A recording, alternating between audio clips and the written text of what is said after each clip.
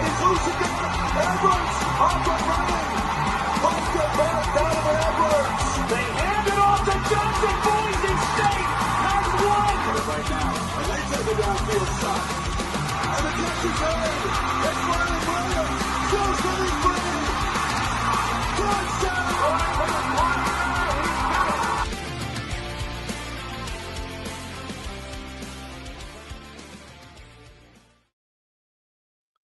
All right, everybody, welcome into another edition of the Gridiron Uncensored podcast. And as you can see, we're wondering what the hell is going on with the University of Michigan.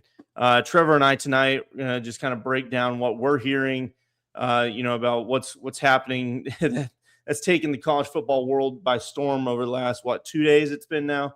Day and a half. I can't remember.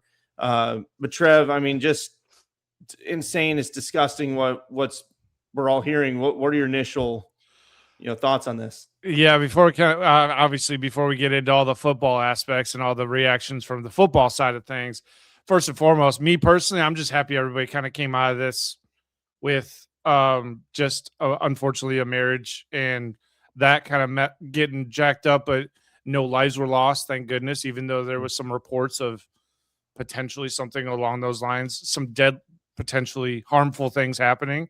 Yeah. But luckily everything kind of worked itself out and everybody is, from what we know, is healthy and for the most part trying to move on and adjust to life, I guess, after being the head coach of Michigan. And what's next for Sharon Moore? Who knows? Hopefully him and his wife and kids and can figure out a way to move on amicably, I guess you could say, for the kids, I guess. Yeah, I mean, it's just it's so tough when you involve children and in a marriage. I mean, adults can handle things differently, but with children, they're especially before Christmas and all that other stuff. Yeah, it's horrible, and I pray for them on that, because it's just absolutely can't even imagine. Like you were talking about, though, there's the alleged assault and all this stuff going on, but it seems that, I mean, nobody was killed, thank God. Sharon had said that there was reports that he had mental struggles recently before this, and then he just snapped. So hopefully everybody, gets the help they freaking need, but especially, the children. Right. But as for, the rest of it, everything that we're hearing, it's just insane. And it just keeps getting crazier by the hour, it seems. John U. Bacon's been fantastic on covering it, and I think he's a very reliable source when it comes to Michigan football. He's not a mouthpiece like some others that you'll see that they're fed information from the administration and they just put out little hints. He's an actual legitimate reporter and investigative. So go look at him on Twitter. But what the initial report came out was, oh, hey, he's fired, and everybody's like, what the hell is going on, Trevor? And then it comes out, well, it's because he's fired with cause. So now you're like, okay, well, something happened. You're putting the pieces together. Yep. And then it turns out, okay, the rumors that people had been seeing, I saw them on Twitter. The rumors, I think, didn't the rumors start like mid-October somewhere? Mid to late October? I remember seeing it on Twitter saying that, there's rumor that he was maybe having an affair with a staffer or a student. But no major news station ran with it. It's just Twitter rumor. And people say shit all the time on there. Yeah. People say stuff about Lane Kiffin all the time on there, and that never gets corroborated or anything. It's just, who knows? And then till yesterday when he was fired, and then John Bacon reported that the administration had a turn of events, like in a day. Apparently the alleged mistress went into their office and unloaded all this information and actual facts, and they immediately fired him on the spot. And then everybody, all these major podcasts, assuming that this is all true and what she told the administration is true, which I have no reason to think otherwise. Yeah. Then from what I understand, that is completely against the code of conduct that when they sign contracts to do, when you're a head coach, which basically puts you in a leadership position for the university. There's a different set of rules than if you were just like a graduate student. or a Yeah. graduate assistant or something like that. Yeah, it's a nasty can of worms, and I don't blame them for firing Yep. him. He deserves to be fired. You're the head coach, and you've had this wonderful opportunity given to you, and then you go off and do this shit. And then as soon as like I said, they fired him immediately. I mean, he had just given a presser on Monday that said, "Well, they're looking for a quarterback coach." He said, "Not sure. He doesn't think they're firing anybody else," which is pretty ironic considering what the hell just happened. And then all of a sudden this happened. So to me, yes, people knew about it. They've known what's going on. But the question for me is with Ward Manuel, the Michigan AD, if you don't follow Michigan enough, how long? Obviously, they said that they've known since last summer, or since the summer, excuse me. But they said that both parties denied it heavily. They're like, no, nothing happened. There's no wrongdoing. How far did he dig? How far did the administration go into it? Because Josh Pate had said that they knew about it for a long time. People have been saying that this job's coming open for a long time, which may be true. People are assuming, but again, nobody's saying anything until it just happened. So that's what I'm like, how did people know the facts? Did people try to really cover for it to get past signing day? Which, why does that matter if you can just get out of your letter of intent? That doesn't make any sense. It doesn't matter. Yeah, it doesn't matter. They're going to let there's been a few recruits that said they'd signed for Michigan not because of the coach, but because it's Michigan. So there are going to be recruits that stick with the program because they want to be a part of the program. Right. Yeah, it's the cause of it though. I just don't understand why people. Well, they did it because of National Signing Day. You can get out of your letters of intent. They didn't do that because of National Signing Day. Unless I'm stupid. I don't know. It just doesn't make sense to me. I mean, if they did, then that's ridiculous, and Ward Manuel needs to be fired because the code of conduct's clear. And I mean, those kind of things can't be swept under the rug. And I think they got to a point where they couldn't sweep it any further. So they had to do something. And Ward Manuel is going to be next unless he makes us big splash with what we're about to talk about next, and that's the coaching candidates. And we're going to switch to the more football side of this now. It's just and how this is going to impact Michigan going forward. Now, Brendan, I know that you said that Bacon reported that they expect to have an announcement in 5 to 10 days. Yeah. Is that what the report he's reporting right now? Yep. He went on a news station earlier today and he had a discussion about it, and the timeline of events, what happened when he got fired and when he went off and attacked this, his alleged mistress, and all this stuff went on. And then he's been arrested. He's waiting charges. Bacon went on and he talked about this morning. He talked about all that. And then he said, later, where does Michigan go from here? He said he has on good authority that Michigan will have a coach in 5 to 10 days. And that's a problem for me because I think that's too long. It could be. But it's going to be too long because it's going to have too many. You're given almost nearly 2 weeks for any coach that was looking at these coaches. Like, for example, Georgia to try and take back their wide receiver. Yeah. Like that flipped to Michigan right before the signing day. So you're given all of these major programs that Michigan beat out for these recruits to then come right back at them. You're not wrong because now there's no tampering. It's not tampering when the coach got fired. Yeah. So the vultures are swirling. There's no doubt about it. They're coming. They're coming. And this is where, there was reports earlier today also that Ward is going to get canned. Everybody's saying, he's going to get fired. He should be. I think he should for multiple reasons anyway. Yep. I mean, he did hire Dusty May. Thank God he's at least doing something. Well, I mean, he's going to take credit for it, but it's John Beilein that got Dusty May here. And there it is. Yes, it is John Beilein. He had to bring him in to close the deal.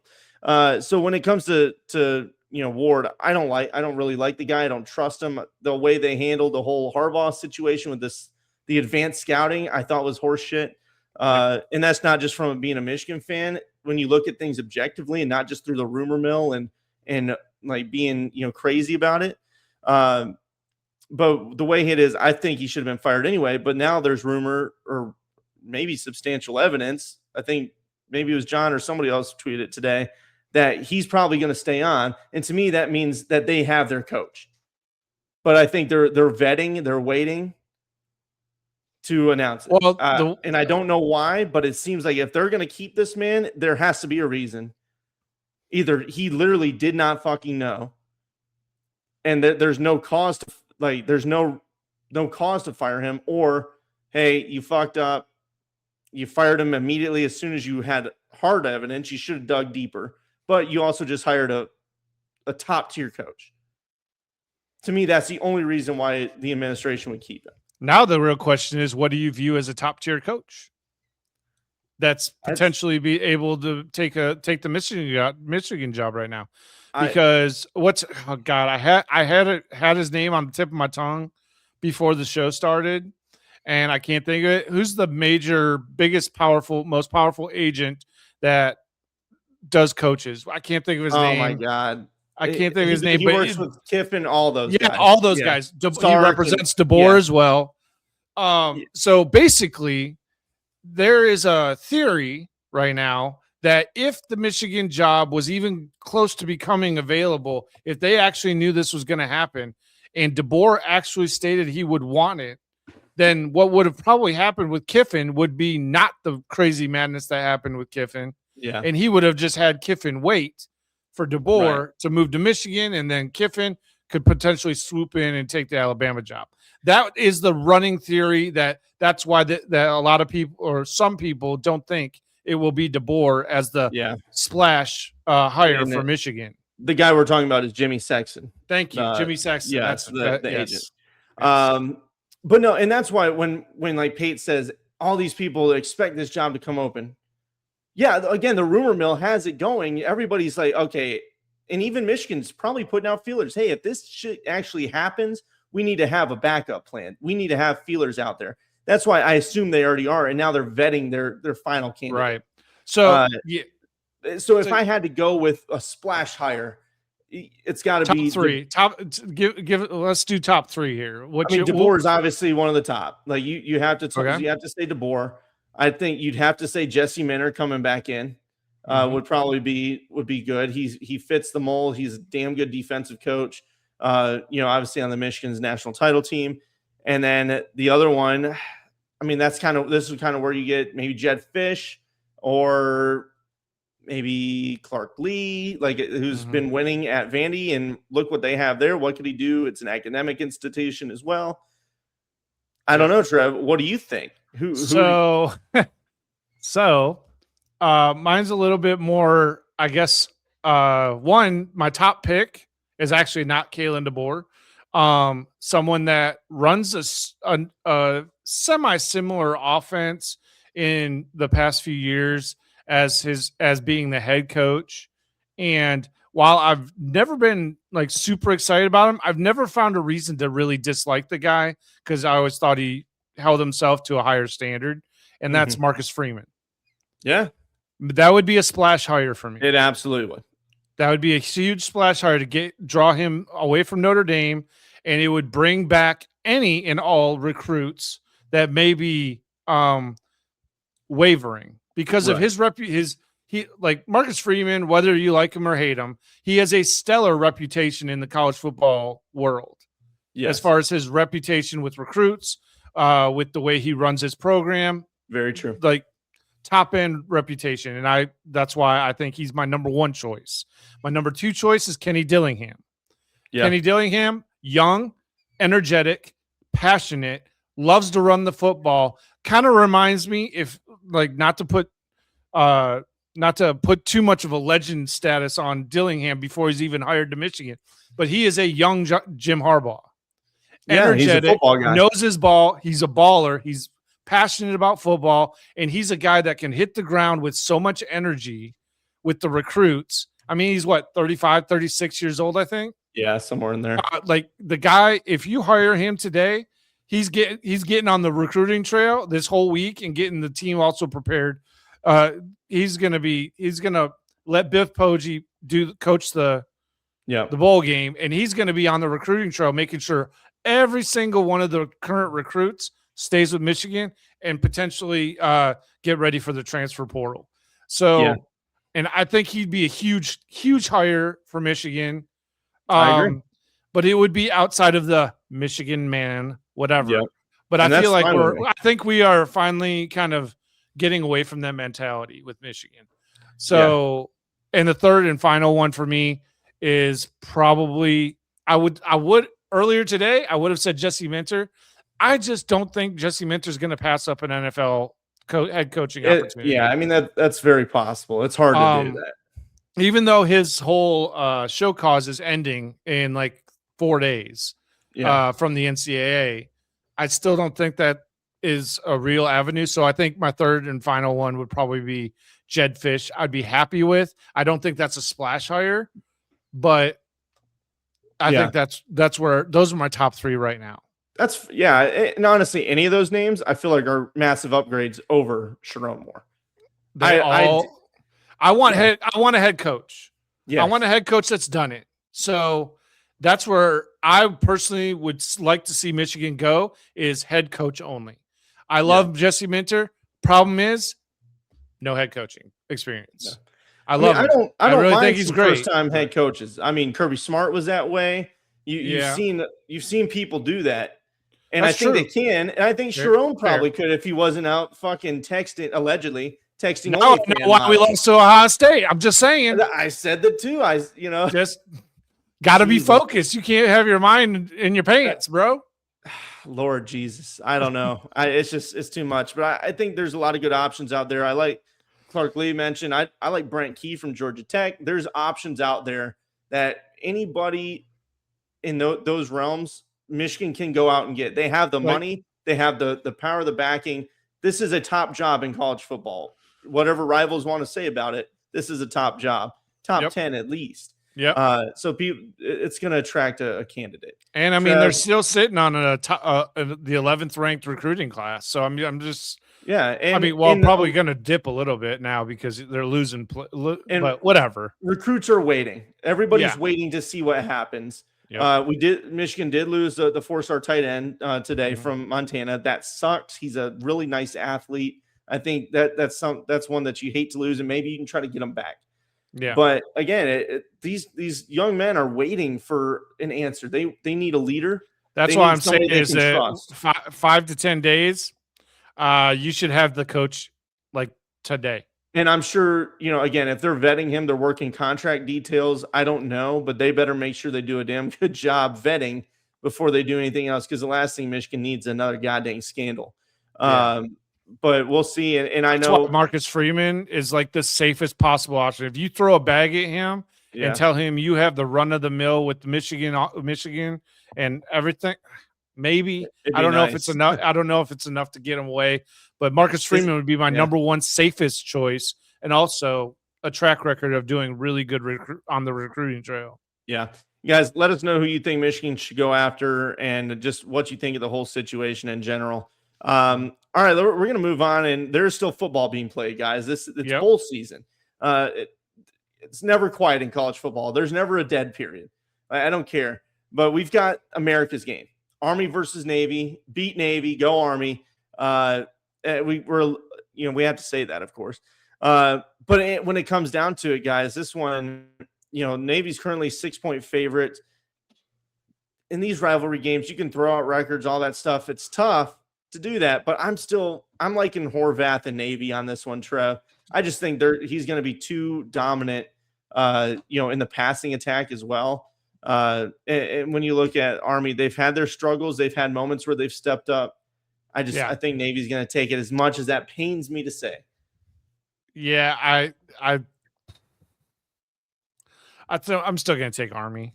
I think Army's going to pull it out. I think they're just going to play tough, but then again, it could be just an absolute destroyed, just a absolute joke. But a very tight Army win or a blowout from Navy. That's pretty much how I see this going. It's one or the other. There's really no in between. The Army is known for fighting fighting an enemy on all sides and well surrounded. They can do it. If anybody can, it's the Army. Sure. All right, let's talk about the next one real quick. That's on Saturday as well, Boise State and Washington. and then we'll probably have another live show on Sunday, Yeah. to talk more. But this one's an interesting one with, the rumors of Jedd Fisch leaving, or, being a potential candidate for Michigan. Boise State, kind of rough middle period, but they've started really coming on. This is a fun bowl game. I really like this matchup, Trev. I'm going to go with Washington. I think their defense is still going to be a little too much for Boise, but I do worry about the rushing attack that Boise State has. They've been getting it going. Sire Gaines is a nice back, but I am taking Washington in this one. Yeah, I've been a Washington fan for all this season. I really think I really like what Jedd Fisch is building at Washington. Regardless of the hearsay of him being a candidate, I still think that he's going to coach them well, and I really think that Washington is going to be too much for Boise State.